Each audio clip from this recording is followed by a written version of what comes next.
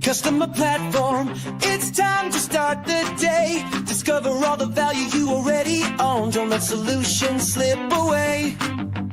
Wake up, customer platform. The tools are at your hand. No need to sleep on capabilities that can help your business stand. The answer's right before your eyes. You just need to realize. Wake up, customer platform, and watch your business rise. Wake up, the platform's waiting for you. Wake up, see what your system can do. Good morning, HubSpot Nation. It is time to wake up, customer platform, with your unofficial HubSpot Updates morning show, where we help you discover the platform value you already own. I'm Chris Carolan, joined by my co-hosts Casey Hawkins and George B. Thomas. We're here every weekday morning to make sure you're not sleeping on HubSpot's true capabilities. If you're joining live, drop a hello in the comments and let us know what you're building in HubSpot today, October 24th, 2025. Happy Friday. Happy Friday, everybody. I'm officially wearing orange because I missed Wednesday. So well, I had to bring the color. Well, I missed orange on Wednesday. Chris actually didn't call me out on it. That's true. That's true. I was waiting I was waiting the whole call for Chris to call me out. You know, it's been a week. So that's actually why I didn't wear it. I was like, yeah. I'm confused even what's happening. We're just happy to get the content out the door, this week. So forgive the voice. I am a little bit under the weather, but not enough to keep me from this content. I told George before our last show, the AI with Nico, that I was going to just be in producer mode and not talk that much yet. And then he told me that was not going to be true. And George was correct. But, since we did take a day off, and I think we were all feeling the vibe of like, all right, maybe this thing is going to slow down. Maybe we need to figure out if HubSpot's not going to give us updates every day. We might need to figure out what we're going to talk about. Well, 16 updates today. And they're like, most of them are new. Like not just rehashing things, and some big ones in my opinion. So we will dive right in. CRM Smart Summary is in private beta. Big old screenshot at the top. What is it? Breeze Assistant now appears directly on record pages with smart summaries and contextual question suggestions. You can ask Breeze Assistant questions about your records, save prompts that run automatically, and add assistant responses as new cards to your page for quick reference. Why does it matter? Instead of reviewing multiple tabs and properties to understand a record, you can now ask Breeze Assistant to analyze your data and surface insights immediately. Saved prompts mean you get the same intelligence on every record automatically, making it faster to spot opportunities, understand deal status, or identify next steps. Yeah, I got one thing to say here. First of all, never mind, I lied. Two things. Click the beta, get the beta.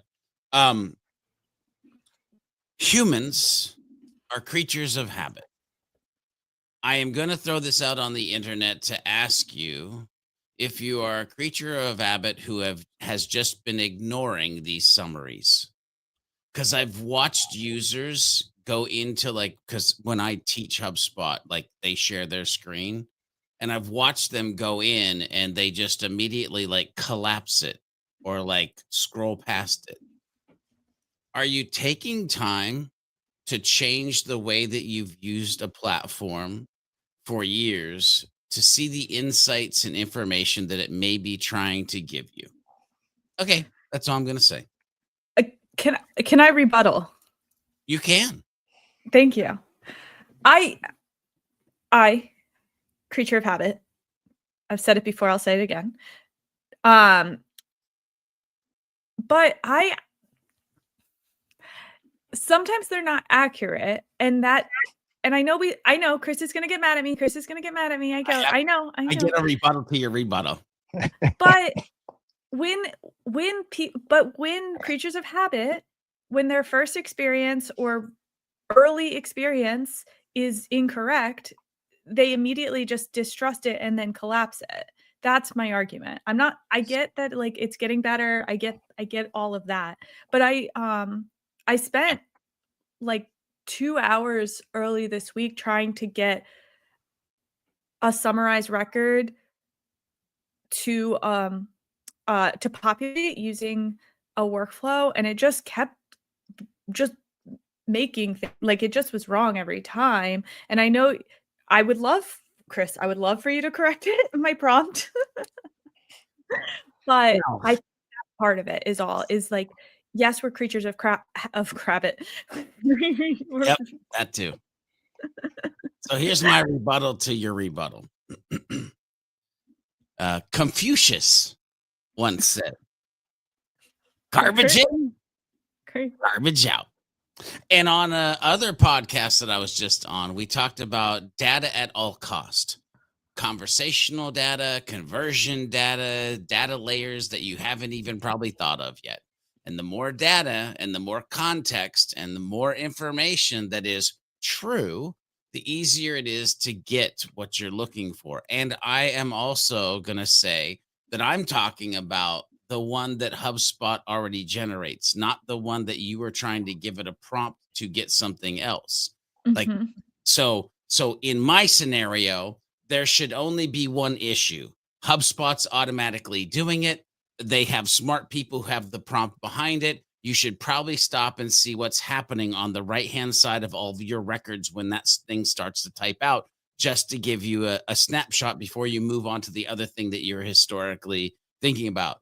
Now, my rebuttal to your rebuttal is, and if you are trying to do something with a workflow and you're trying to do something where you're prompting it, then there is a place for potential error, which is the way in which you're trying to prompt the either good or not so good or terrible data that you're prompting into. And so that does open up a level of complexity, and I get it.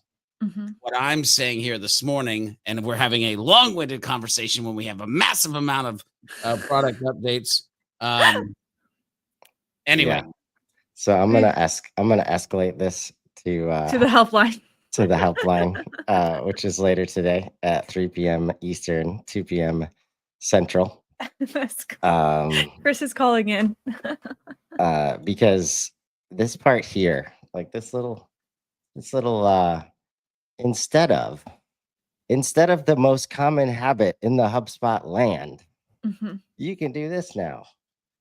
Well, that's the habit that's gonna die the hardest. Also, like, if you can actually make this true, it's what's going to increase adoption, as well, because a lot of people don't like reviewing multiple tabs and properties to understand a record. But that's a huge change. Like, instead of this thing that is the way we've worked for 20 years, right? Yeah. But yeah, Casey, I suggest getting into the early beta and giving them some feedback. Introducing buying groups number 2 here today is a public beta. We're excited to announce the launch of buying groups, HubSpot's new native version of Org Chart Hub, which joined the HubSpot family in June. Buying groups brings powerful context right into HubSpot, making it easier than ever for your team to understand and influence every decision maker involved in a sale. The buying group functionality allows sales teams to get a clear visual of key stakeholders they are prospecting and selling to, Input your buying group card onto companies' contacts and deals today.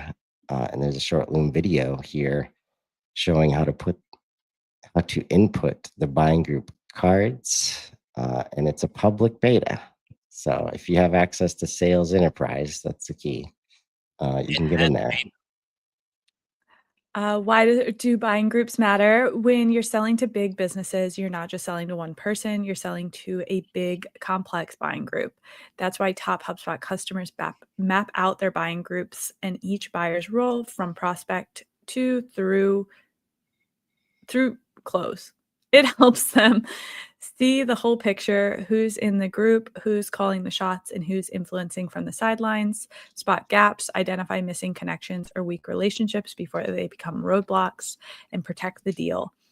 Keep everyone engaged and aligned to reduce the risk of last-minute derail. Yeah. Again, my mind immediately goes to like, imagine seeing all of the stakeholders, even after sales. It's going to be powerful to visualize who's involved in this relationship that we have with this other organization that's giving us money, or that we want to give us money. The heat map looks cool. I don't understand it yet, but it looks cool. Yeah. Well, it's literally like how engaged is this part of the organization, right? How many emails, how many calls? I would imagine like the depth and emotion on those calls over time gets in there. So very cool. Automation Overview Updates is live. What is it? Automation Overview now includes powerful new features to help you take action and learn faster.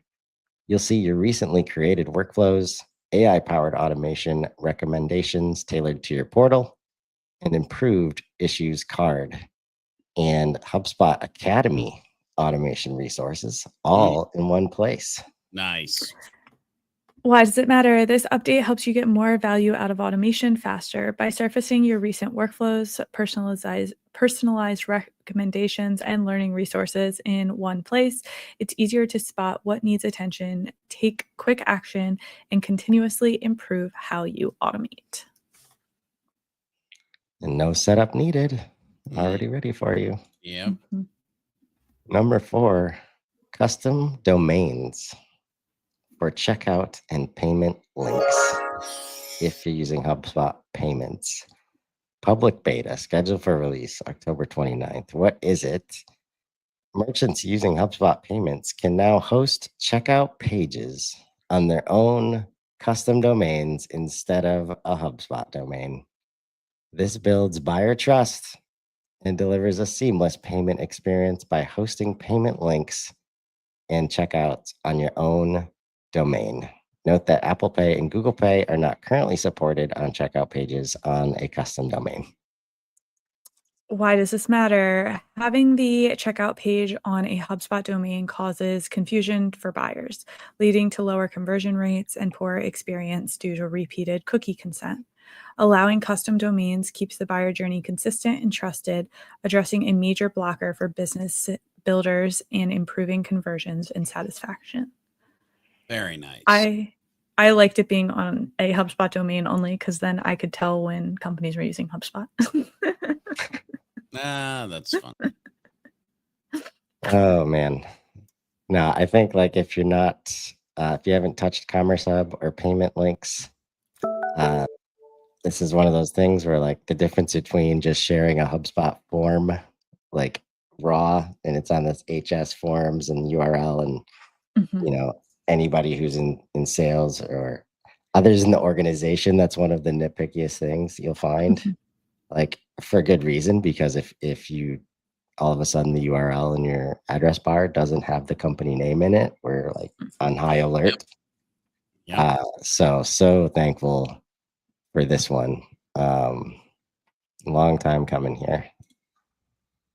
Number 5, help desk customizable search results columns. What is it? You can now customize the columns that appear in your help desk search results table.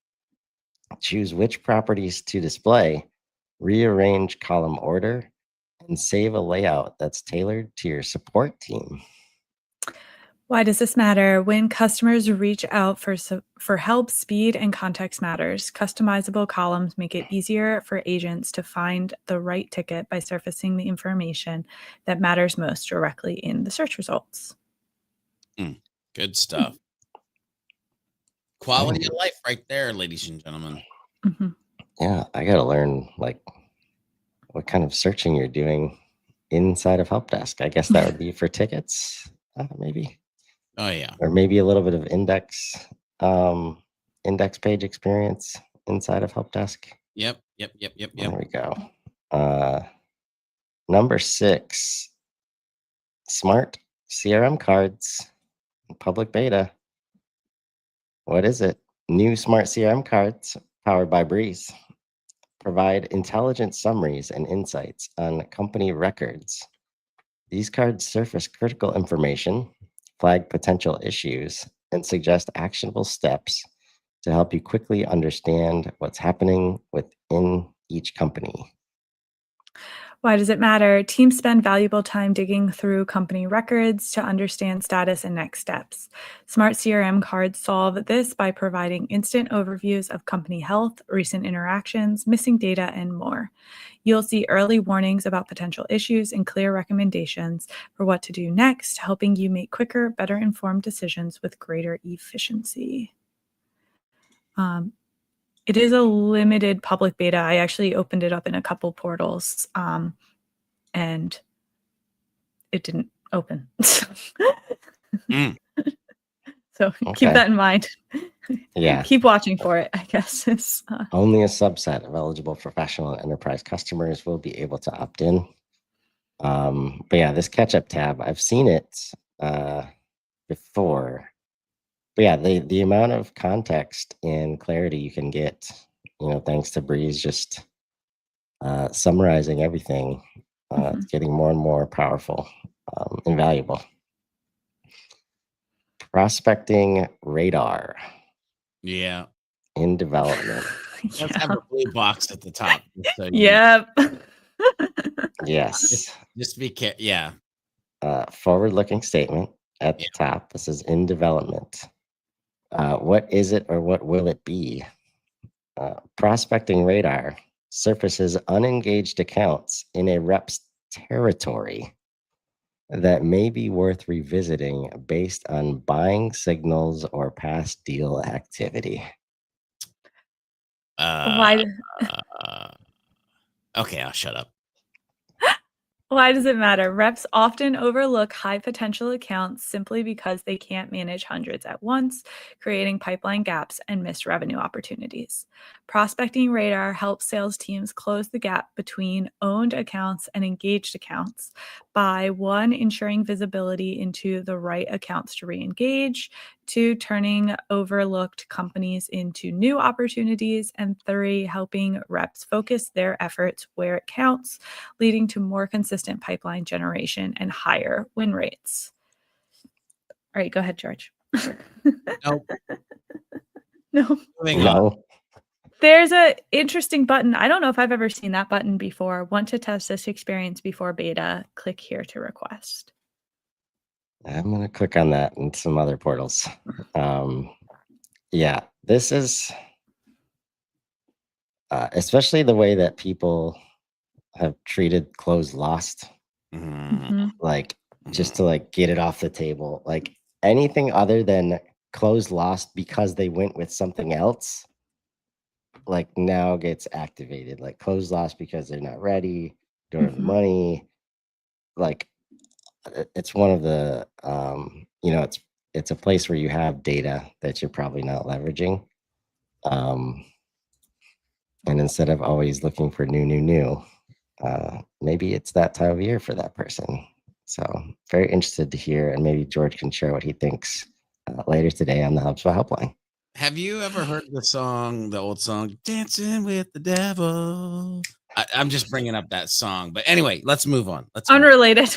Unrelated to the update that we're talking about. But yeah. Because this one is very exciting, and I know George is excited about it. Yes. Speech to text into the Breeze Assistant mobile app Now on Android and iOS. I was right. We did get here by the end of 2025. Yep. Now if we can just get it to like the platform, but mobile is good. Mobile good start. Yes. And before, what is it? It says, talk to Breeze. Dictate your way to speed. Yes.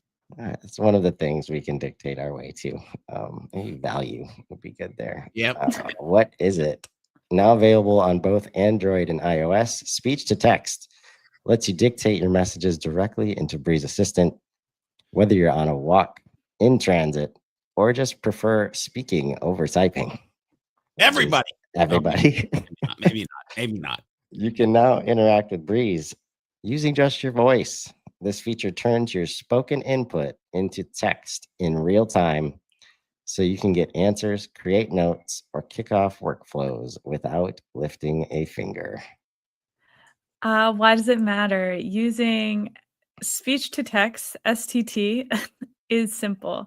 Open the Breeze mobile app on your Android or iOS device, tap the microphone icon in the chat input, start speaking. Your voice will be converted to text as soon as you stop talking. Breeze responds just as if you'd typed the message manually.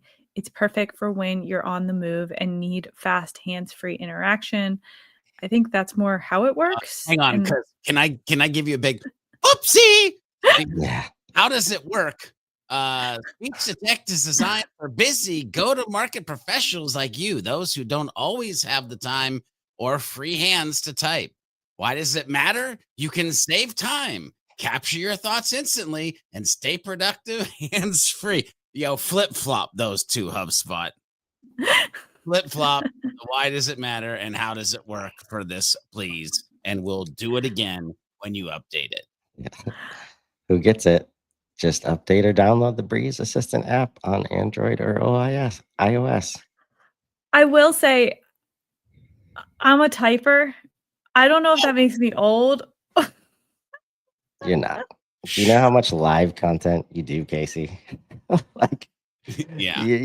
You're a talker too. Okay. Yeah, but like my husband, he'll talk into ChatGPT. I never talk into ChatGPT. Oh, you should do that. Listen, here's my 2026 call for every human on the internet. Kill carpal tunnel. Just say it. That's my new tagline. Carpal tunnel. Number 9. This is a carpal tunnel hate campaign. I mean, prevention. Projects task card. Loving project updates when I see them right now. What is it? Projects now include a default tasks card that displays all tasks associated with the project.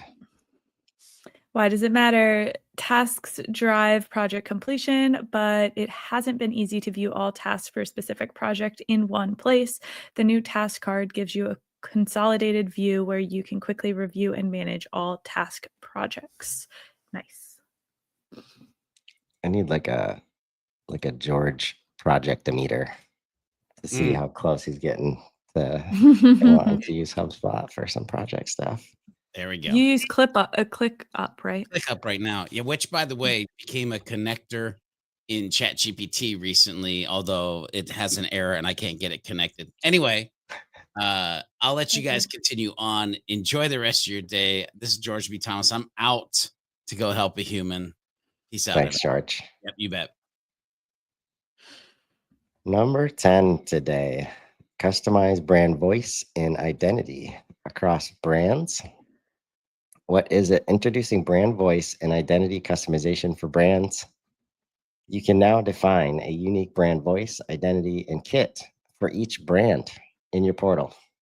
This update allows you to tailor how content is created across HubSpot's AI tools to better reflect the personality, tone, and values of each individual brand. For every brand, you can customize details like tone and personality, words to include or avoid, inclusive language preferences, and brand mission, vision, industry, and more. Why does it matter? These settings help generate content that feels consistent, authentic, and aligned with each brand's voice. Whether you're managing one brand or many, HubSpot will automatically pull brand identity details by crawling the domain associated with each brand in your portal, as well as pull data from your CRM. Who gets it? Those with the brands add-on. I can see why that might. I don't know if this happened to you. Okay. I went to the next page and the page is full and now it says 20 updates. Okay. So I'm glad that didn't happen to you. Yes. We'll keep going. Brand Voice did want to make a second appearance today, but we won't do that. We'll get into the next thing, which I thought was a huge update. Payments in the new Forms editor. Public beta. What is it? We're adding support for payments in Forms, allowing you to integrate digital payments directly into forms built in the new editor. You can collect payments at submission. Visitors can complete a form and make a payment in a single streamlined process. You can access payment and submission data. Both form responses and payment details are stored in HubSpot for easy tracking. You can have flexible payment redirects. Simple redirects direct all visitors to a single payment link, or conditional redirects send visitors to different payment links based on the information they provide in the form. This update simplifies payment collection, improves conversion rates, and ensures a smoother experience for you and your visitors.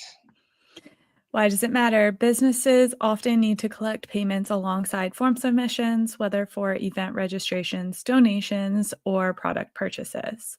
With this update, you can now seamlessly collect payments through forms in the new editor, making transactions easier while keeping all form submissions and payment data in HubSpot. So how this used to happen, like I have a payment form on my website that goes like you submit a form and then you get taken to the payment page. So now this would just be like one single. I mean, you can still do that. I think this is one of those like new forms versus old forms thing. So the new forms hasn't been as flexible when working with payments. So I think that's probably the majority of this update. That makes sense because actually I think I am using legacy forms in that experience because of this. Right. I'm following now. I'm back. And while this may simplify payment collection on the side of the buyer, it certainly can make the payment collection internally a little more complex in terms of if you're doing conditional redirects, which is amazing, but you got to do a little bit of like journey mapping work to make that actually work. But join that beta. This is if you've got payments, making it easier and easier for people to give you their money. Number 3, speaking of journeys, I was thinking that too. Pathfinder in customer journey analytics. This is where it gets super powerful. Imagine seeing like when they're paying, like at which point. What is it? You can now uncover the most common paths humans and customers take with your brand automatically. With customer journey paths, HubSpot identifies the top flows in your journey based on a start or endpoint you define without the need to manually map each stage. Why does it matter? Understanding how customers move through your funnel just got easier. Journey paths highlight the most frequent steps before and after a defined stage, helping you quickly spot drop-offs, key milestones, or high converting paths. There are 2 modes. The first mode is top paths before this stage. See how leads or customers typically arrive at key outcomes. The second mode is top paths after this stage. Discover what happens after key milestones in your journey. You can also control how many steps are included in the analysis, which events are required to appear in the path, if applicable, configured in settings. That's that. So I have tried to do things like this before for clients. I've said this, in fact. The most common I hear is people want to know, what did someone do before they requested a demo? And that has been like surprisingly hard to nail down. So that's what I'm seeing like as the, like immediately what I'm like, oh, that would be great if we could do that. Yeah. And like George said earlier, like data capture at all costs. If you don't have all the events, and this has always been the struggle with attribution, if your software doesn't know the whole story, it's not going to show you the path, the actual path that people are taking. That said, when you do get the data in, I've been loving this word Pathfinder all year, because you often already have access to the data that you need to understand what's already happening. So finding the path instead of creating new ones, or, like blazing new trails, there's a lot of opportunity to just, and that's how I kind of think about being a coach. Like, we don't need to figure out how to build more and do more. We need to figure out how to do better, instead of creating more complexity everywhere you look, and try to get data you don't already own or need. So very cool to see that help. Just know that if you don't have all the data in the system, Pathfinder's gonna find a path, but it might not be the one that the people are actually taking. So number 4, projects API, private beta. What is it? The project API is now available in support of HubSpot's new project object, which launched publicly last month.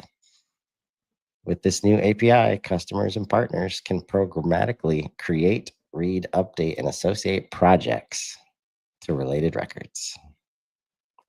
Why does it matter? The projects API allows users to create and manage project records, as well as sync project data between HubSpot and other systems. Users can create new projects, retrieve existing ones, update project details, and delete projects as needed. The new API gives partners, customers, and internal teams flexibility to automate project creation and updates based on triggers from other systems. Sync project data across tools to ensure teams work from a single source of truth. Build custom workflows and reporting on top of projects tailored to specific business needs, and enable integrations with external project management tools. Whenever I see an API like this, I'm not an API person. Tried and failed to become one. Not for me. However, like this, reading through this, I'm really excited about what the integrations are going to look like after this. Fathom will take your call recording, take all the action items, and push the action items into Asana. I'm hearing that is an option now that it previously wasn't. Yep, it's about to be. Like, this is a private beta. But I don't know that I've ever seen them move so fast on an object, right? They just came out with it, and now we've got full records with task cards. And we didn't mention it earlier, but if the task card can exist on the project record, what are the chances that the task card can exist on other records very soon? Right? Which a lot of people are looking forward to. So while I'm with you in terms of like API, I'll just call up Ryan and Bill for that kind of stuff. But understanding how this is gonna impact, right? The sync project data across tools. This is a powerful one.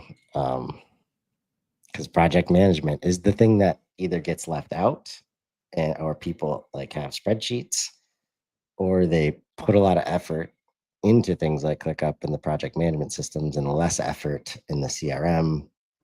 And, you got to find that balance. Number 5 or number 15, number 14 today. SurveyMonkey app sync data to HubSpot surveys in private beta. What is it? The SurveyMonkey app now allows you to automatically sync data as native feedback survey and survey response objects in HubSpot.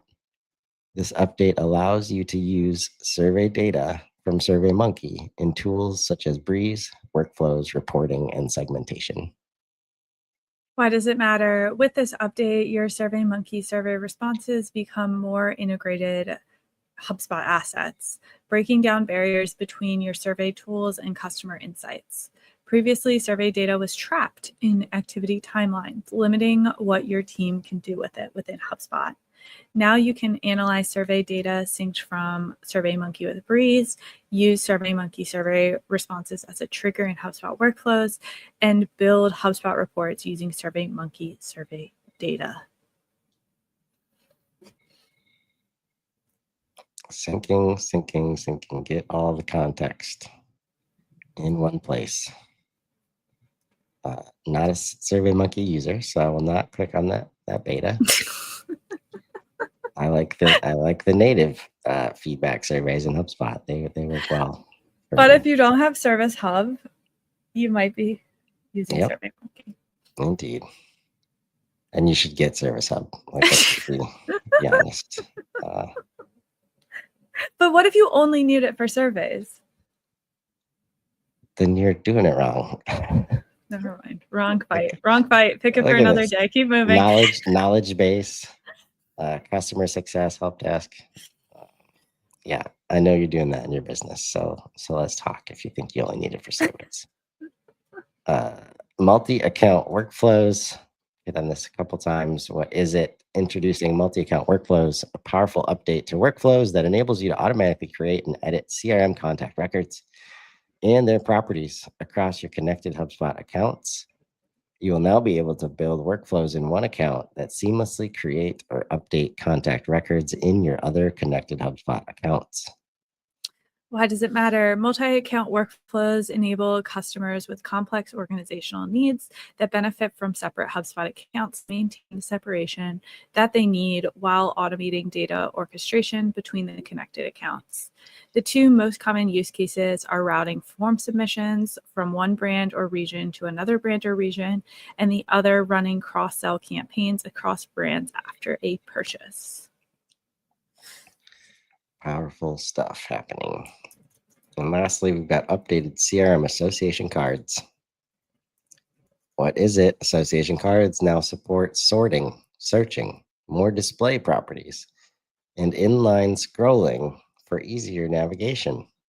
These upgrades improve productivity by allowing you to find records faster, organize by labels, and see key details at a glance.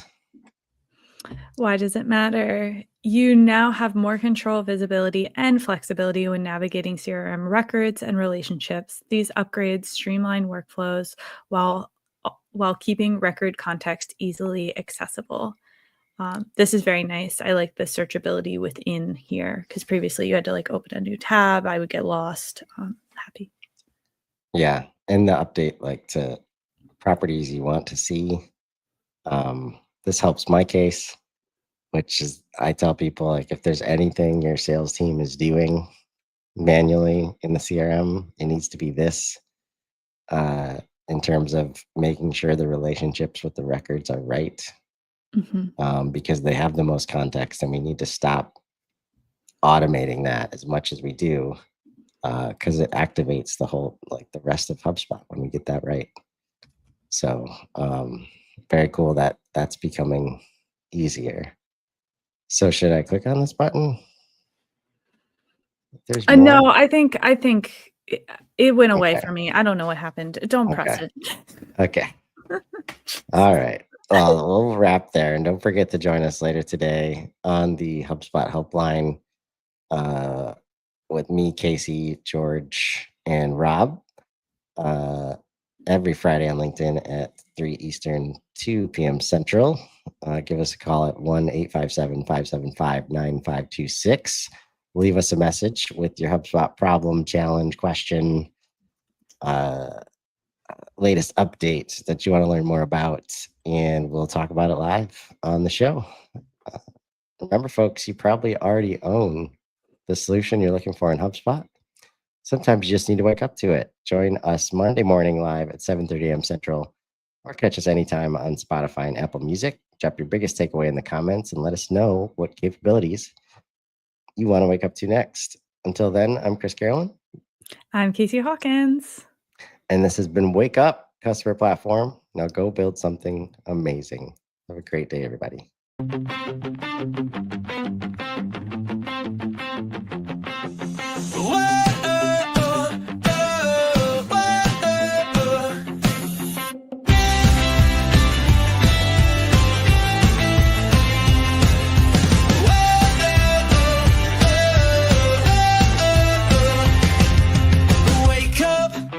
Customer platform, it's time to start the day. Discover all the value you already own. Don't let solutions slip away. Wake up, customer platform. The tools are at your hand. No need to sleep on capabilities that can help your business stand. The answer's right before your eyes. You just need to realize. Wake up, customer platform, and watch your business rise.